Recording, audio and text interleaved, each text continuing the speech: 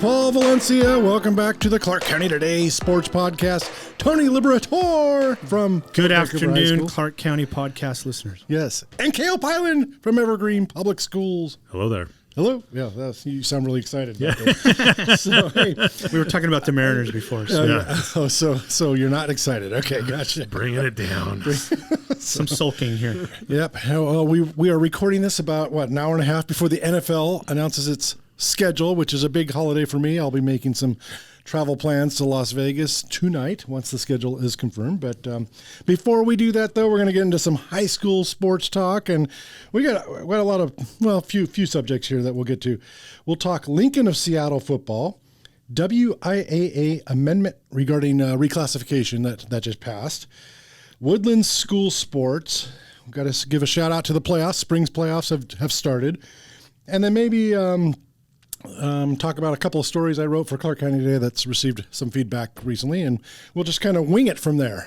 So shall we get into this? Do you want to? Sounds good. Yeah. Let's do it. All right.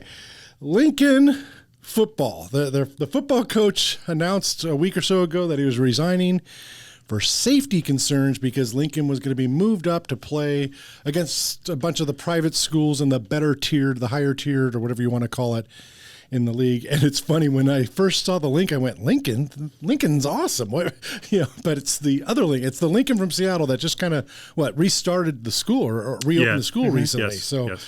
But anyway, I don't have an issue with any coach talking about the advantages or disadvantages of private school versus public school, and I think that's part of what's going on here. But the coach brought up safety concerns for his players, and correct me if I'm wrong. They're in Class 3A, correct? Yes, that is accurate. Even if they're good enough to make the playoffs, they're going to be playing really, really good teams, including possibly private schools, and you would play those games. And I'm not sure I liked the safety concerns aspect. I don't know this coach. I hope he's, but I wonder if it was just kind of an angle to get people to pay attention and talk about possibly the disadvantage of being a public school against private schools. And if that's the case, it worked, because here we are talking about it. Cale, old football coach, your thoughts on Lincoln? Well, the Metro put this league structure in place for football to try to address some of the,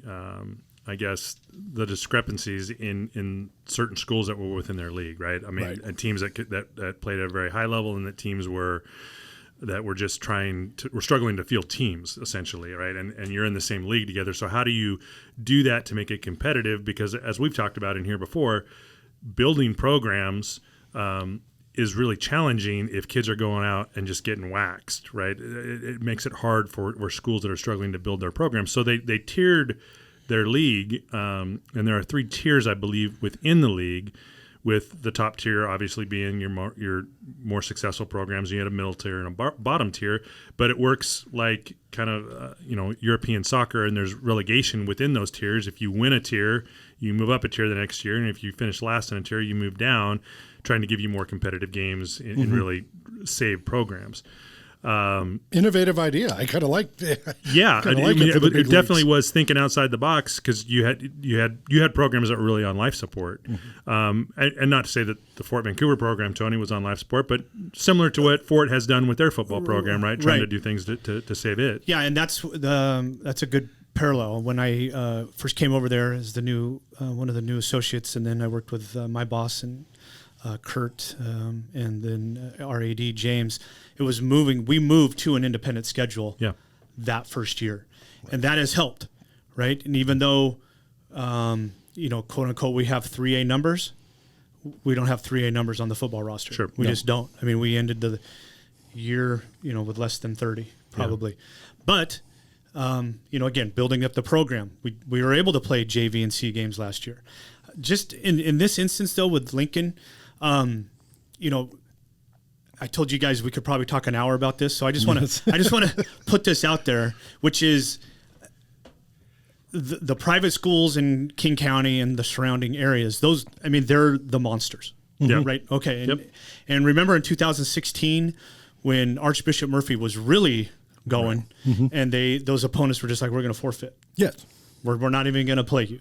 Right. Like, but the forfeits, I thought, were more on competitive reasons. We're just going to get whacked 65-0, and we're not going to learn anything. And I agree with that. But there's a Venn diagram where competitiveness and safety overlap. Mm-hmm. And That's interesting. And you can't have if it's, and I don't know Lincoln's roster, I'll be honest, I've never looked at it. But if it's a 3A and they're worried about it, I'm going to say 80 kids.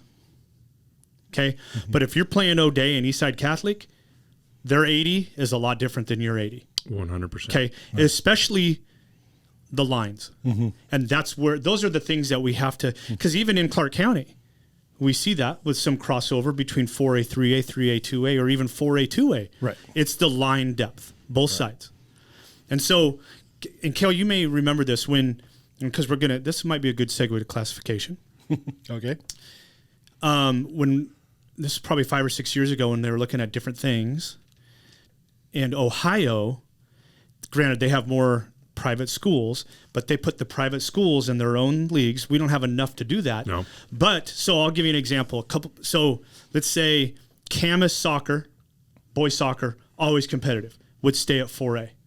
The last decade, Columbia Rivers boys soccer, 2A numbers, but based on the same formula that Ohio uses, it is, what's your school population, how many league titles, how many state trips, state titles, that would bump River up to 4A, just in boys soccer.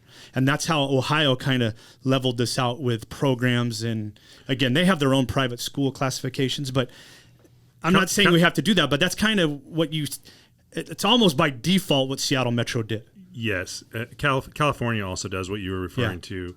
And there's a lot of challenges that type of system lends itself to, because as a high school, you would have different teams playing at different classifications and different leagues. Right. And, scheduling can be tough enough as it is. And so trying to generate that, it does present some real challenges. And one of the things I've always been a little hesitant to think that was a good idea is you're basing next year's classification off of last year's team, and this is a different group of kids. And this, having coached, there were years where I had teams that were that would have been fine for, but then I know what I've got coming back next year, and we're going to work hard, and we're going to have the same expectation level and everything. But I know as a coach, this team is not at the same level. But that team, I have trouble putting those kids in the situation based off of what the kids came previously in front of them did. That's happened to a couple of our football teams that had their best years ever, like Evergreen football won the state title in 2004. Was it 2005 you played a pretty big game in Seattle, to first game of the year? We did. One of those, we played Ferris in the Emerald City Kickoff Classic. Right. And you got crushed. Yeah. I started Cameron Elisera went to University of Washington. We couldn't block him. Well, I didn't have the offensive line I had the year before. Right. The year before, we could have blocked him, but we couldn't block him that afternoon. And then Skyview had a really good year, and the next year they got put in a Classic and lost again because, hey, people graduate. And here's the thing, when getting back to the Lincoln situation, and I know Tony can attest to this too, having built schedules. Football is just different, and so you're talking about your Venn diagram about where competitiveness and safety do come into play, and football is just different than any other sport we do at the high school level because it is physical by nature. We don't do boxing, we don't do MMA or anything, or so a basketball game, it can be physical, but are you really? It's still basketball, right? Right. Soccer, maybe you could have some issues, but football, it's my college coach. This is a hitter get hit game, boys. Mm-hmm. And so if you have a huge disparity, that's why football is just different. And a blowout in football often feels different than it does in any other sport because of the physical nature of the game. Yeah, you've been physically dominated too, beyond the scoreboard. Yes. And you can tell quickly. And I get that. Yes. I get that. So I'm not, and that's why I asked you two, the experts, our sports administrators and coaches. That's why I asked you two for your opinions on this. I did learn something from you guys just now, but I still have a little bit of an issue of just I'm resigning because of safety concerns. Because let's say in the future the WIA goes to a more like an Oregon or other state format, and we go 32 versus 1 and 31 versus 2 in state football playoffs. Well, shouldn't, by theory, then the 32 team, because we just don't have that many good teams, great teams. We have great teams and a lot of good teams and some below average. But 32 is never going to beat 1 in high school football. Probably not. A lot of weird things would have to happen in that game. Wouldn't an AD or coach just say, oh, we don't need to play that week, that game. We're just going to get smoked. And it's a safety concern. That's it just... without knowing more from the coach, and I respect him for standing up for his players and going on the record, and if I ever meet the man, I would tell him I respect that part of it. But I just, without knowing a little bit more, I'm just uneasy with I'm resigning for safety. I would love it if he was, I'm resigning because I don't like our system. I don't think our program is... While we went 6-3 last year, we're not good enough to compete at that upper tier, and I think that's going to be wrong for our program and wrong for football in general. I'm just worried about safety. But that's what I was alluding to, Paul, and I like how you worded that. Is that there's rarely in our state can teams compete with O'Day and Eastside Catholic, no matter the classification. Yeah, right. I mean, you just can't. Mm-hmm. And they get games, they get good league games occasionally, but I mean, O'Day is O'Day, and the last 10 or 15 years, Eastside Catholic is right. And both those teams tend to play, at least schematically from an offensive standpoint. They're like, here it is, stop it, right? And so, I mean, I even like in some of our games when I was at Union, especially early. We were in the league with Fort and Bay, and those were programs that. That's right, you were 3A. They were building, I guess, is a way to put it at that point. And we would go into those games. If you didn't, we would throw the ball early in those games because one, it gave us a chance to work on some stuff, but two, we weren't going to be running. If we could have run ISO every play in those games, and that's a very physical football play, and it just wouldn't have been good for any of it. It's not good for us. It's not good for them. So again, I think coaches can also look at certain situations and know, okay, this is how we're gonna do this week to make it better. I still remember back then, before Clark County Today existed, I was working somewhere else. But we went to every football game that we could. You guys played Fort Vancouver on a Thursday. And so, there was no other football game. So I went to that game. And you walked on the field and said, Valencia, what are you doing here? I said, You're the only game tonight. Paul needs a football fix, and I write about football. But that game was over about, as soon as it was scheduled, that game was over. And it just, and it went exactly as we expected it to. And hey, but what the physical dominance of the game, I get that. Yeah. But and if you're playing those great teams over and over, I guess I can understand what the Lincoln coach in that regard is saying. Well, and that is to like the counterpoint to your point about if you're going to make the playoffs, you're going to play somebody good anyway. Once that game's over, that game's over. You're not lining up against another one of those teams the very next week and then the week after that. So it's not even so much that the injury concern or the safety concern about the first game, but if you have played Garfield and then O'Day, and now you're looking at Eastside Catholic the next week, your kids are already beat up, and now it definitely is worse. That's great points. Yep. Great points, gentlemen. All right, guess we can move on to another subject. WIAA did pass an amendment regarding classification, and it's trying to just whittle down the words, trying to balance the number of 4A and 3A teams. Is that correct? That is accurate. Yep. And so Todd from Scorebook Live Washington, he tweeted out a list of schools that could potentially be affected by the change. Pretty much if this rule were in place during the last reclassification, Mountain View would be a 4A school. So I know a lot can change between cycles, but Cale, this is in your wheelhouse. This is what you do. Is there another team going to be added to the 4A GSHL next cycle? I don't know.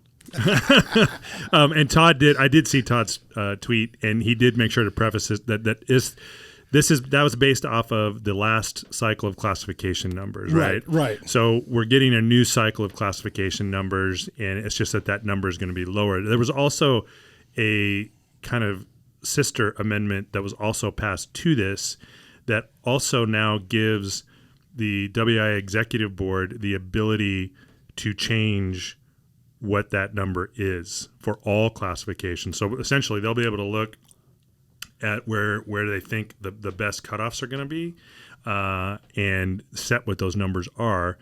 And that's designed to try to get – so there are two basic philosophies within classification, and they can run counterproductive to each other. There's one philosophy that says we need the balanced numbers of schools in each classification. That way you have the same access to postseason, whether you're a 4A school or a 1A school, because there's 64 teams in each classification. The problem when you do that is as you get smaller and smaller in classification sizes, you end up having schools that are the smallest school is half the size of the largest school within that classification, and that's not good either. So what this is, the intent behind this is to be able to look at it and try to balance those two concerns so that we're not doing that to schools, but that we also are in a situation, we're not in a situation where we are right now, where, the 3A classification is much larger than any other classification we have in the state. That's why they have a 20-team entry into the bracket. That was another way to try to solve this, but it's not a very good one, because I think, Mountain View, for instance, this year in boys basketball, they technically played a state tournament game, but they were in one of the play-in games of the round of 20, and they played it in another team's high school gym, on like a Tuesday night. And I guarantee if JC was sitting next to us here and we asked him, hey, because he's coached at the state tournament, did that feel like a state tournament game to you? And he would say, absolutely not. Just an extension of by-district. Correct. Yeah. And in fact, you make the argument that some of the by-district games had better environments than that one did. Right. So, Tony, now I hate to put you on the spot here. Thank you. But I'm going to anyway, yeah. But for Vancouver, I get confused. James and I called James last school year asking about what classification are you? What for whatever sport, and I know it's different for every sport. Football is an independent, but some of your sports are either playing in the Trico or playing an independent. I don't know, but for Vancouver classification. So let me give you the big umbrella, and Ansley's good at this, and I may even get some of this wrong because there's a lot of moving parts. But for like Cale was mentioning, we have to have access to the playoffs, so we align with the 2A league. Football, though, again, it's its own beast. We still need access to the playoffs, even though we run an independent schedule. That's through the 1A league. Mm-hmm. Everything else, though, is the 2A. Got it. And it also depends on we also made some adjustments of who some of our varsity teams will play, similar to Lincoln coach's concerns, not necessarily safety, but competitiveness. Right. Around girls soccer, things like that. So the girls soccer, you could probably make the argument that they were independent, had an independent schedule. Yeah, got it. Okay. They played some league games, but they didn't play what I would call the big three in the 2A. Got it. Yeah, which those some. Which, great, they're always in the top 5 in the state. Those three. Yes. Gotcha. Okay, that makes sense.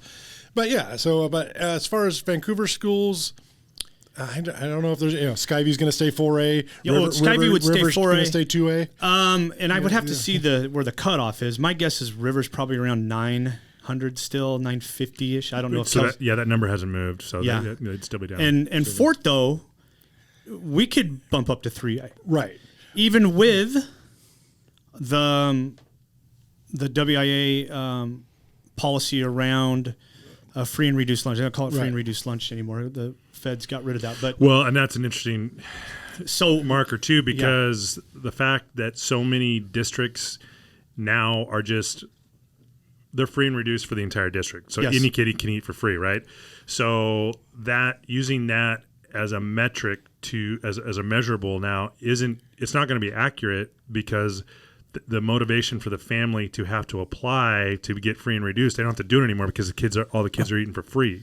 That's right. Right. And Mick, when he was here a month ago, he mentioned It's from OSPI. There's some sort of social number, and they were determining what factor they were going to use. But even OSPI hasn't determined what number, how they're going to determine that. Now, OSPI has to figure that out because free and reduced has been used as for a number of things. Yes. So the fact that that's not going to be really usable anymore, that's going to have to get determined. I just like a little light bulb went off my head. So in the past, if you signed up for free or reduced lunch, there was a statistic from it. Okay, family A, family B. We got 49% of heritage students, for example. Just I don't know what the number was, but we'll say 40.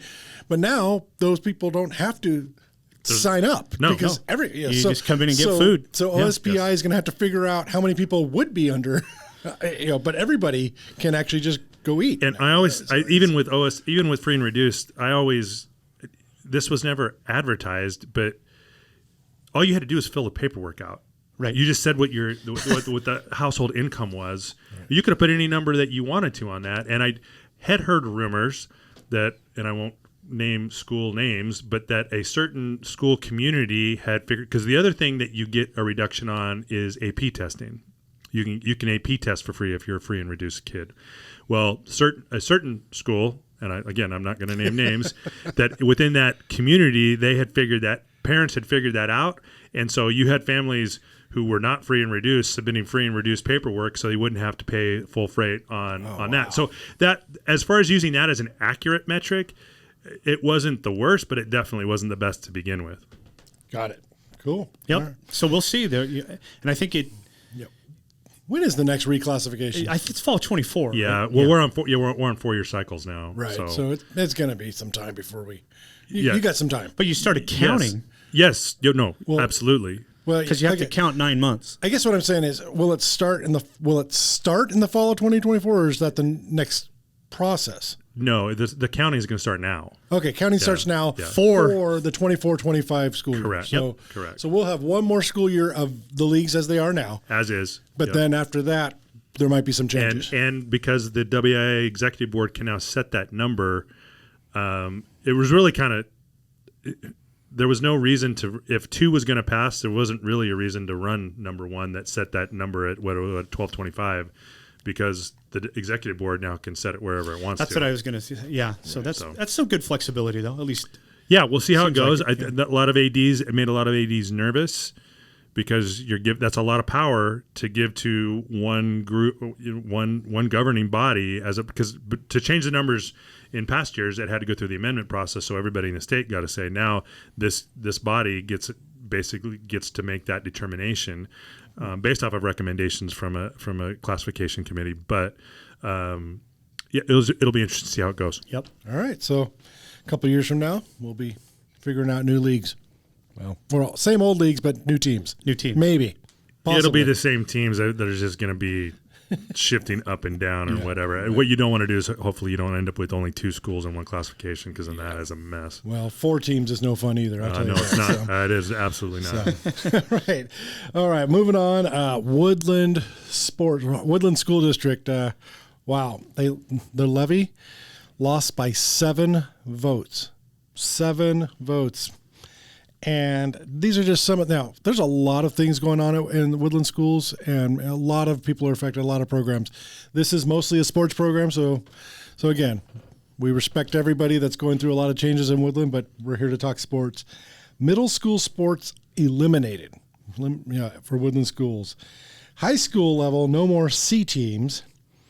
They're losing funding that supports their athletic programs. I mean, I don't know about all, but I mean, I'm guessing some extra money is how I figured it. Uniform cycle, little thing, and they're also losing sports transportation completely. So it's just crazy.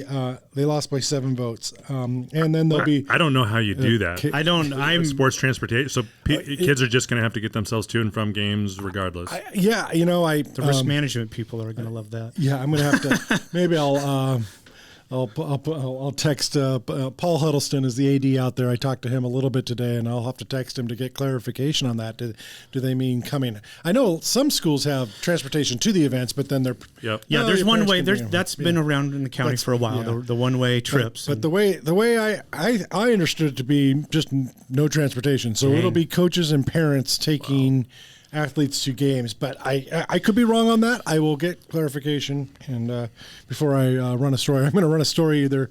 So we're recording this on Thursday. What is this, May 11th? May 11th. Yep. So this will post on Friday. But so hopefully I'll have a story by Friday, maybe Monday on ClarkCountyToday.com about all this. But anyway, I talked to Paul Huddleston, and man, he's really bummed about a lot of things, but also that middle school sports elimination because they work together with the high school coaches, so it's program building. Cale, your thoughts on? I mean, you run Evergreen Public Schools, and if something like this were to happen. Well, yeah, I mean, we got our own problems, I guess, right now. But I guess I should say you run Evergreen Public Schools athletics. I hope. I don't want people to think that you just got promoted or demoted to superintendent. No. In a community like Woodland, anytime you have a one high school district, you have a really unique opportunity because you can align everything. Right. All the kids that go to their middle schools go to their high school. And so if you're doing it right, I mean, those middle schools should be directly supporting those high school programs. And I know in Vancouver, as in Evergreen, we try to do the same thing. It's different because we do split some of our middle schools. Right. So that alignment it's not the same. But I can see where Paul would be saying that is going to. There's going to be some ripple effects that will affect their high school programs, no question with that. And, if you look, well, the community can pick those up. Well, Woodland's and I want to say Woodland's isolated because it's close enough to where some of those leagues can be, but it's not. They're going to have trouble. They're going to have trouble fielding teams at those levels now if the community tries to take that on. So, it's a heartbreaker. Yeah, Tony? Paul Huddleston is right, and I would say, to echo what Cale is saying, the younger of the student athlete in the program, the worse off it's for the high school, and that may sound weird, but I'm just talking the ripple effect, and it's because of when you were talking about one high school town, I was thinking of like in the old days, Kelso football. Yeah, that's what made them just state powers for decades was. One high school town, the two junior highs, everybody went to Kelso. And the junior highs ran Kelso's offense and defense. And that's the way it is. And I know, getting to work with Paul when River moved down to the 2A, that's what I liked going to those smaller schools because of that feel, right? And the middle school, I don't know how you pick it up. The community. When we were talking about Washougal and they had the Panther Foundation, thankfully Washougal's passed, but I haven't heard anything. What's Washougal's safety net right now? Right I don't know. Yeah. And then you were talking about middle schools right now, but as a guy who used to cover high school sports all the time, now I do some of the time and do a lot of different things, but I only focus on varsity. It's like every once in a while you get the JV or the C team score at the bottom of the box score for the varsity game for whatever. Mm-hmm. And it's like, I never, if they gave it to me, I put it in. It took me 1 second to add it in, but I never cared because I don't care about the score. But I do care about development of the athletes. Yes. But I've never cared about a score of a C game or a JV game and who won. But so it's not, the middle schools, no sports, and then the C is usually mostly freshmen. Yep. So that's 3 years or maybe 4. Is it? Theoretically, you could have a kid in a program who had never played an organized sport until he was a sophomore or a junior, because there's no opportunities for them to have done that. Now, that probably won't be the case with the folks that are really talented, but that's how you build depth within your programs. Is the kid who isn't a varsity athlete until he's a junior or sometimes a senior, right? But he's been in your program all the way through, and so they're exceptional kids. Probably won't impact them a whole heck of a lot, but it's how you're building program depth that is going to it's really going to hurt them. Yeah. So what and I'm just trying to remember. I know Woodland was 1A for a long time, and obviously they're probably still right on the bubble between 1A and 2A. I would imagine. I don't know. I don't know for sure, but I just remember Paul even telling me, and Paul Huddleston, Paul Valencia, you could check up on this, but I know that they used 8th graders to salvage or not to salvage, but to help a program Yep. before. And I'm wondering if they're going to have to do more of that, right? Well, yeah. I mean, because there's not going to be middle school sports. Yep. And all of a sudden, I don't know. This might lead to them going back to 1A because families will move. Right. And if I know that there's no athletic opportunities for my kids, and those are the people who did vote yes for a levy, there are surrounding communities where we talked about that in our last episode, but you're going to see that happen. Right. So that was kind of a downer. So I'm going to end this part. Positive Paul is back. I'm going to end it, but because Paul Huddleston ended the interview that I had with him this morning, and he just said, "Hey, it's over now. We've lost. So now we got to move on, and we cannot have doom and gloom and can't use it as a crutch. Right. We still have a responsibility," he said, "to teach and coach the students who are here, who are playing." Yeah. And so now the coaches are working with the community members who are very supportive to try to figure out some things that they can do. So Paul Huddleston has promised me that Woodland will still be there for their athletes. It's just going to be a much bigger challenge now. Yep. So, all right. And also, here we are again, Thursday, May 11th. It's playoffs, district, and so we're changing over to playoffs. And district and by-district baseball, soccer have already started. Softball's next week. And, of course, I know we got the individual sports. They've started, too, in some of their things, golf and track and all that stuff. But just looking at rankings, Southwest Washington has a chance for a real special May. It just made me think at that place that I used to work at. We were planning on having one of the greatest covers of all time because we had 4 teams playing for state championships on the same day in spring sports, and then all 4 of them lost. So Super Saturday turned into Super Sad Saturday. The agony of defeat. But anyway, again, I'm positive, Paul. So we're going to look at some rankings and baseball, soccer teams. I just wanted to tell you. Cam, I use the Evans rankings. Do you guys follow the Evans rankings? I don't. Okay. Mm-hmm. So you remember the scores are? Yeah. So yeah. Matt Evans does the same thing, but for all sports, and I just really like his style. I don't know if his system's better or not. I just know that I'm not a big fan of the RPI. So and the RPI, WIA uses it, and it's just a jumping off point. I know, but all the sports are seeded by a committee, all of them now for state play. So it really doesn't matter what the computers say. But anyway, Camas baseball was number 6 in the latest rankings. They play Saturday, and they have 2 games to win 1 to make it to state. Correct. Columbia River was number 9. River takes on Mark Morris on Friday, May 12th. That's a winner to state loser out game. And also Hudson's Bay and Ridgefield play each other Friday. Same situation. So we're guaranteed to have at least 1 Clark County team from 2A baseball make it to state, and possibly 2. La Center's number 8 in 1A. And they've already clinched a trip. They play a district title game. Seton Catholic and Kingsway Christian are still alive. They play separate winner-to-state games on Friday. And again, if you're listening to this podcast on Saturday or Sunday, May 12th, 13th, or whatever, these games have already gone. You can go find out who won and all stuff. I'll go soccer. Columbia River is number 1 in the state. And everyone I've talked to, they are legit number 1 in the state.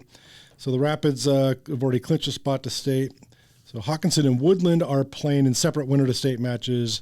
That's actually tonight as we record this. So, and let's see, 1A, Seton Catholic is number 5. Seton Catholic's already clinched the state. Kingsway Christian has a chance to make it to state. They're number 6. And in my notes, I've lost my notes, but dang it, I lost my notes. Anyway. So don't forget the Titans. The Titans are still playing in soccer. That's what I'm getting at. My 4A, I've lost my 4A soccer notes there. Yeah, they play tonight. They play Olympia tonight, who beat Camas in a shootout. Yeah. And if they lose, that's a winner to state. If they lose that, they still have a chance on Saturday to go. Right. Tony, fill some time. Paul. Yes. Are you going to go to any away Raiders games? Probably. I mean, not. I mean, are you going to travel? Well, I know you're going to Vegas. Yes. But. Yes, we were talking. I might go to Chicago. I've never seen a game in Chicago. So the Raiders are in Chicago this year. Detroit's a possibility. Indianapolis and Buffalo. All of them are a possibility. Okay. So my closest family member who is also a Raider fan, not my closest, but my closest extended family member, he's now living in the Cleveland area, and everything's within driving distance from Cleveland. So that's what I think is funny about that. But back to the spring sports. I just wanted to make sure I got everybody. But you said Union's still playing and for soccer. But my notes, they disappeared when I printed them out. They're just not. Well, we have there. a ton of still in individual sports. Yeah, track and field stuff next week. Right. Yeah, well, district track for the 3A and 4A is going on right now. And that's right. The bi-district will be next week, and bi-district for boys and girls golf is next week. Yep. This is it's a crazy time for sports. Again, we've talked about this before. Spring sports, they do everything at the same time. They don't stagger. Like the fall is staggered. Cross country is one weekend. Mm-hmm. Volleyball is over 2 weekends. Swimming and I'm missing girls soccer. Yep. And then you have football goes all the way to December. And then even in the winter, you have wrestling is a different week. Yeah, bowling, and gym. Yeah, but now spring sport, it's as if the WIA is like, let's just get it over with. Well, they try to get it done before graduation. That's true. Yes, true. And and I've told you that I also help out with state softball in Oregon. And last year, I think it was Pendleton High School had graduation ceremony at home plate after their game. So I know what the WI is doing, but I'd love a staggered finish. It would be a lot easier on folks like me. But let me get back to those notes. And all right,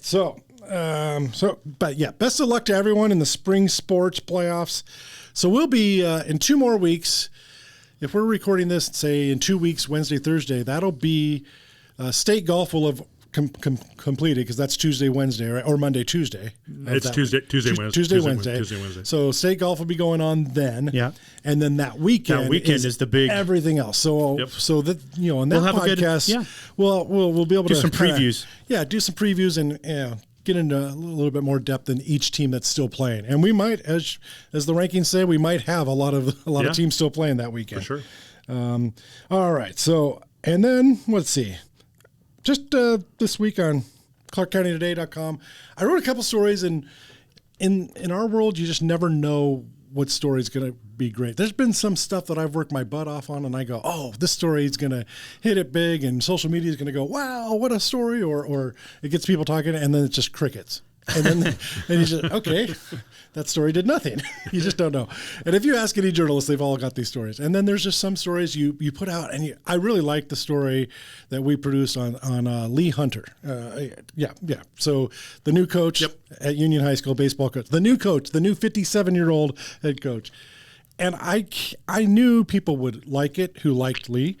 I did not realize the impact this man really, really had throughout his whole life growing up and living in Vancouver.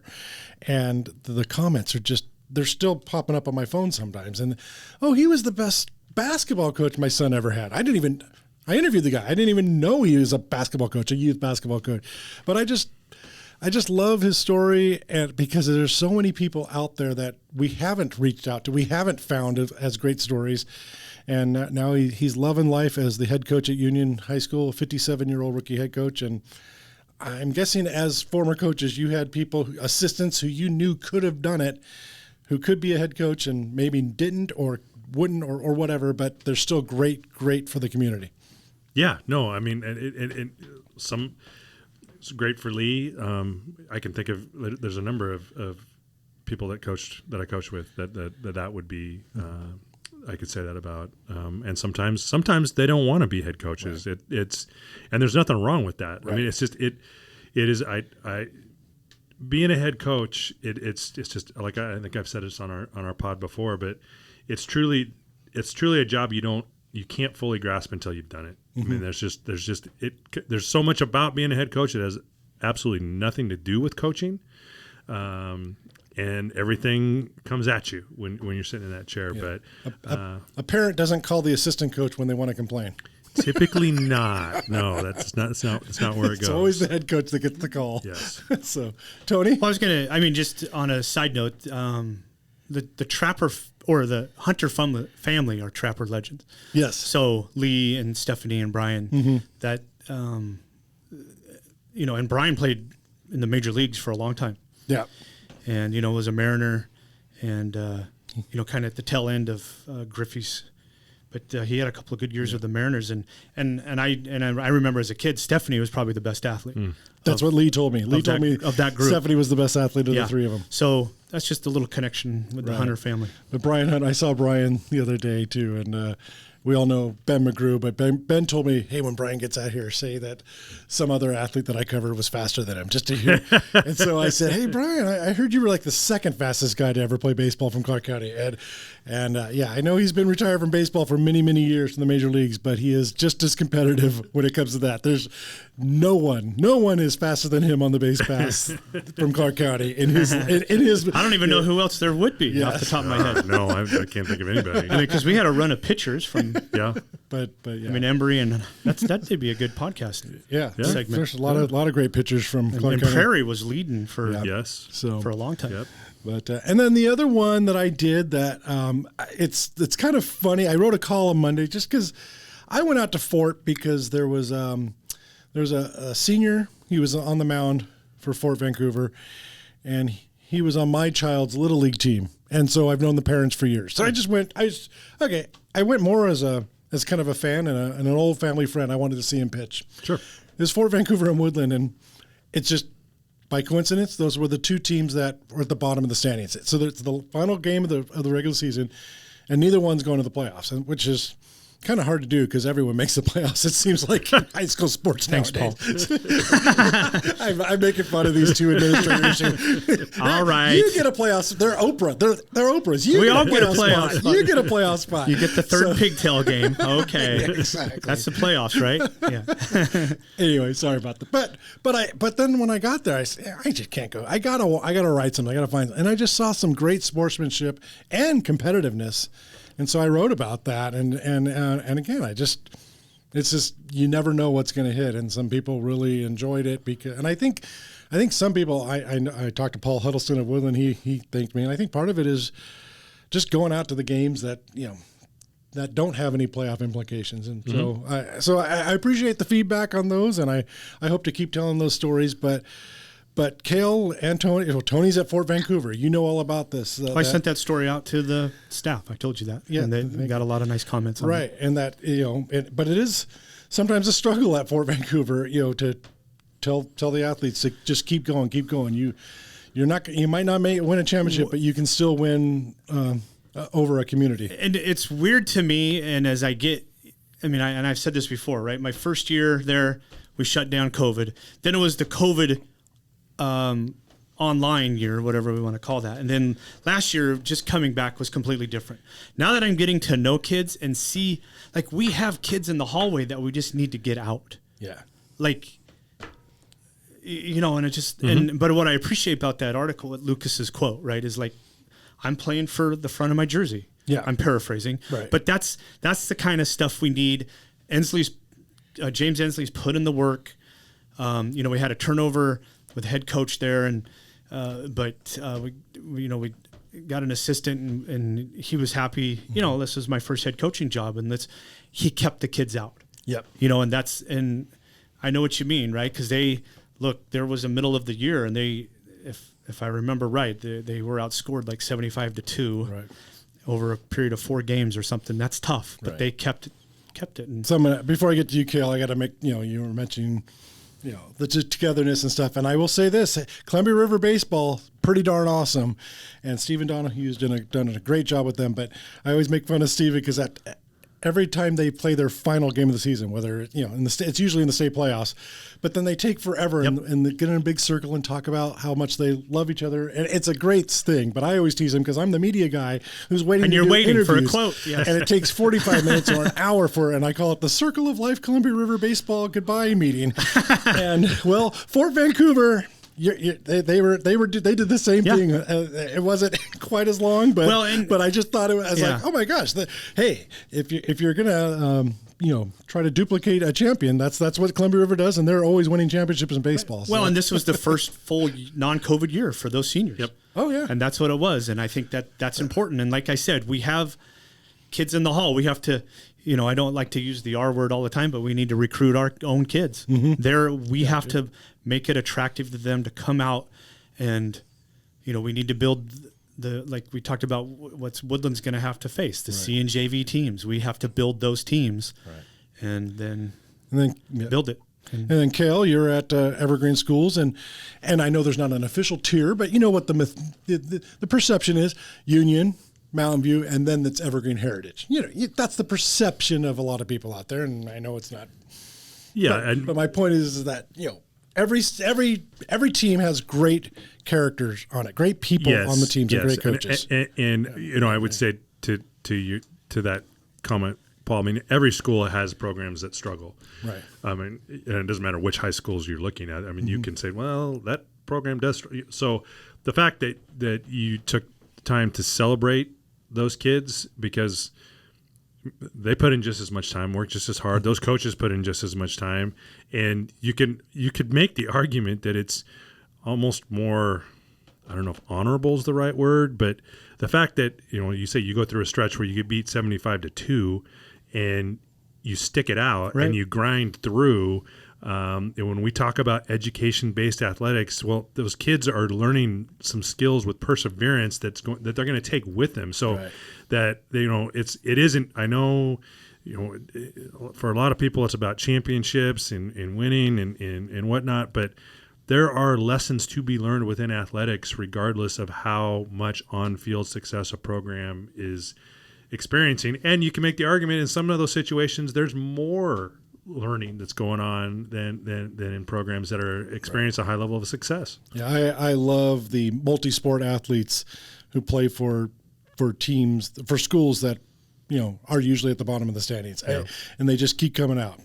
And we really need those. Yeah, Fort really needs those. And Heritage, every school needs those, but yeah. So anyway, it's so as we get in the playoffs, and we're gonna next couple of weeks, I'll be writing about the champions from our area, from Clark County, the region, and but just wanted to make sure we give a shout out to all the athletes as we come close to the end of another high school sports year. Oh my gosh, it's almost summer. Holy cow! But we'll be back in a couple of weeks. We'll preview state weekend, and then we'll share our plans for the summer, and then we got big plans next fall. Tony, Cale, thanks a lot for. It's been great. Paul. Go M's. All right.